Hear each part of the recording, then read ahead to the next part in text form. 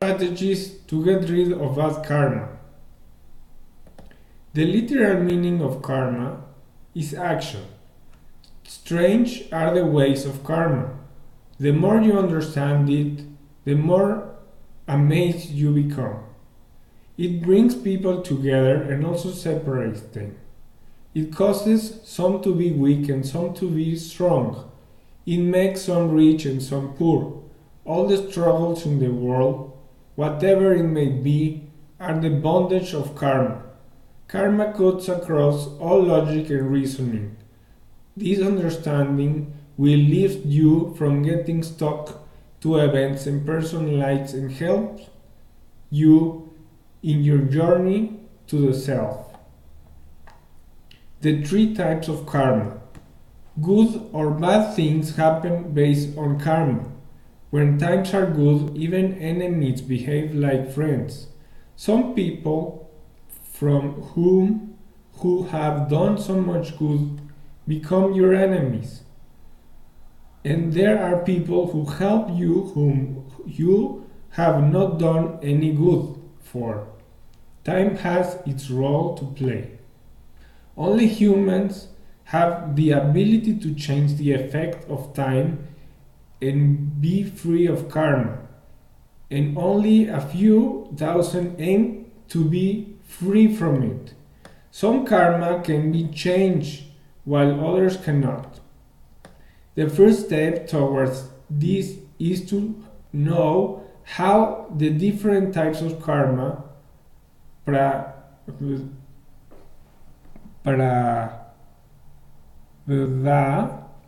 Sanchita, and Agami.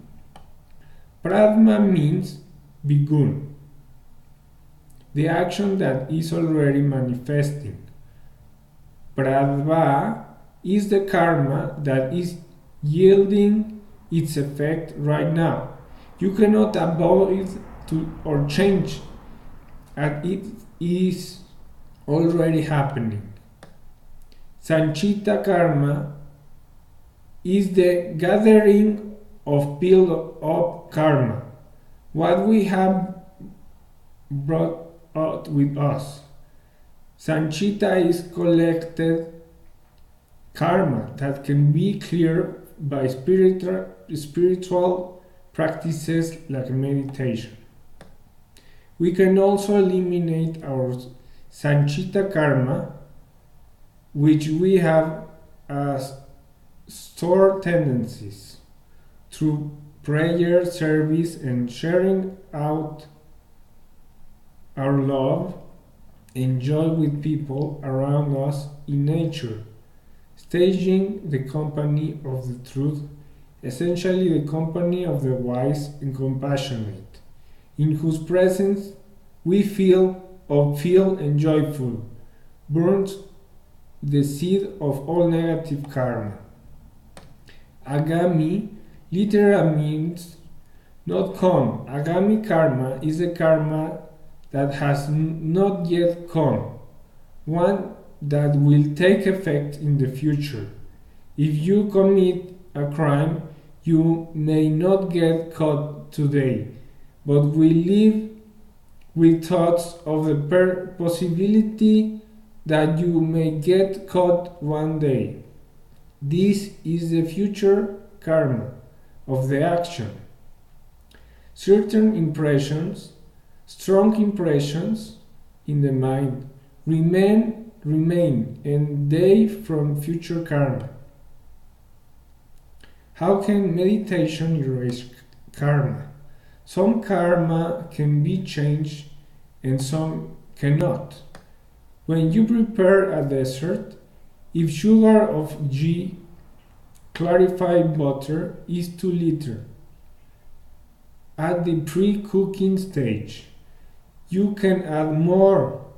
If some other ingredient is too much, it can all be adjusted and repaired. But once it is cooked, it cannot be reversed. Milk can become sweet yogurt or sour yogurt, and sour yogurt can be sweetened, but neither can be reverted to milk. Pradva karma cannot be changed. Sanchita karma can be changed through spiritual practices. Getting rid of karma means getting rid of impressions. Sanchita karma manifests as a tendency or an impression in the mind. As human beings, we have the ability to erase impressions and fear through meditation. Meditation is there to clarify painful karma, at least reduce their impact or effect. 7 strategies to get rid of bad karma. Heavy karma can trap us in terrible patterns. We attract the same types of people: jobs, illnesses, events, accidents, and unneeded burdens into our lives. The much needed break in the karmatic cycle occurs when we analyze our personal karma and take the necessary steps to resolve it. Put into practice these 7 strategies to become unstuck from your current karma and manifesting a new reality. Bad karma feeds off resentment. It makes you attract people who give you even more reason to be resentful. Identify your karma. Identifying your karma means pinpointing in what areas of life you feel. Staging. Is it in your career that you can't seem to break through? Or a love relationship that just won't move forward? Have you been suffering the same struggles with certain family members for too long? We are each bound to a unique karma that looks us in unwanted circumstances. Reflect honestly on your obstacles and understand where the problem lies. When and how did this all start? The first step is untangling yourself from your karmatic knots and advancing towards your true potential. Is to revert to the origin of the issue. Sever toxic ties. Feel no remorse in cutting off people who invade your field of energy with burdensome karma. Life is complicated enough. Don't let the wrong people complicate it even more. This doesn't mean you should create it will between you and another person, but that you should politely and respectfully distance yourself from people who bring you more harm than good. You don't need to offer too many explanations. A simple note of closure that wishes them well will suffice.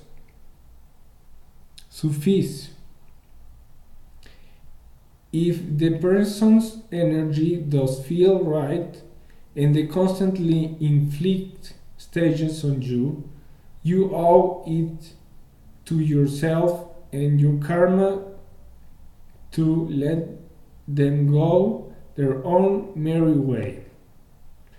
Take responsibility. To begin to feel your energy shift when you admit your wrongs, taking responsibility is difficult to do because your ego doesn't like to be blamed. but it widens your perspective. You start to see where you might be gone wrong and how to do things differently the next time a similar situation arises. You learn from your mistakes. This is not to say that you should feel guilt or dwell on the past, but simply that in the future you promise to consult your karma first when faced with a decision. Heal your karma. Perform actions that nourish your spirit and invoke well being on every level. Go back and close open doors. Alleviate all pains and comfort your inner child. Learn to accept your karma and work with the universal cards you have been dealt. Carry out deals that counteract accumulated karma from long ago and contribute to the wellness of our world. Time doesn't heal old wounds, it ingrains them more deeply. Only by healing your karma can you evolve out of your past. Defy your weakness. We perceive ourselves to be weak in certain areas and strong in others. Maybe you think that you are good at pleasing others, but bad at standing up for yourself. What you don't realize is that your weaknesses are your secret strengths. They define you just as much as your more prominent strengths do. Learn to see your weaknesses as karmatic attributes of your complete being. Don't become the victim of your vulnerabilities. This invites all sorts of karmatic scenarios that play on your sensibilities. Develop instead the courage to defy your downfalls and take the reins of karmatic patterns. Take new actions. If you see that the old ways of doing things aren't benefiting you, modify your behavior. Sometimes we are so stuck in acting certain way that we don't see it obvious drawbacks. Act on principle. This is the simplest and most underrated way to compensate all karmatic debts and generate positive karma. Do good even when you are not expected to. Take care of yourself and others. Steer clear of compromising situations. In short, act in ways you would want others to act towards you. Forgive everyone. Nothing frees you quite like forgiveness, and this virtue comes more easily when you acknowledge its transformative graces. To forgive is to detach from the anger, bitterness, and frustration you harbor internally. Bad karma feeds off resentment. It makes you attract people who give you even more reason to be resentful. We often wonder why we can escape the wheel of negativity. Instead, we avoid the truth that it's our very emotions that reels us into such cycles. Karma is a unique force to each of us. Every person is fighting his or own karmatic battles. But the sooner we identify the sources of our unsettled karma and take actions to resolve it, the sooner we experience the miracle of liberation to fulfill the greater purpose of our lives.